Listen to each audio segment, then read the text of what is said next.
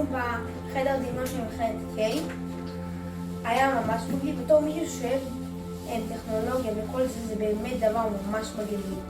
כל המקרנים שגם על הרצפה, הכל אינטראקטיבי, זה לא כמו שהוא רגיל שאתה סתם רואה ספר או ספציפית באמנות לצייר וללמוד על אמנות, אתה מתערב בזה, ממש כמו משחק. רק במציאות, ואת האמת, ממש כיף. עדיף להמשיך ככה, לעשות את זה הרבה יותר. היום היינו בכל סטוטים בחדר הדמיון. נהניתי מאוד, זה היה ממש כיף לראות את כל הזה, לשחק בקירות.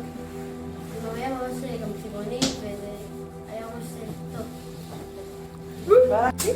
היום היינו במכללת קיי, ראינו סרטון כזה על מיינדפולנס, זה היה ממש מעניין אותי.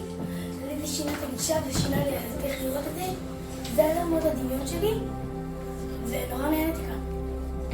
אז ככה, אז היום הצטרפנו בעצם לפעילות מקסימה בחדר הדמיון במכללת קיי, אני וקבוצת המרחבים המהממת שלי.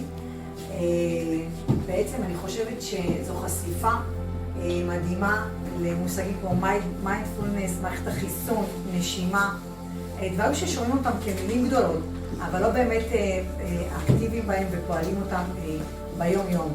התלמידים חוו את זה בצורה צבעונית ומרגיעה, ואני חושבת שהם לקחו איתם המון כלים. זו דרך מצוינת ללמד דברים שהם לא בשגרה ולא חלק מתוכנות הלימוד הרגילות שאנחנו מורגלות אליהן המורות. חוויה יוצאת דופן, אני באופן אישי נהניתי ממנה, עשיתי את כל מה שצריך לעשות, תלמידה ממושמעת, וגם חווינו חשיפה לאמנים וליצירות, שזה ערך מוסף נוסף שאין מילים. להמשיך עם העבודה הזו בדיוק כך.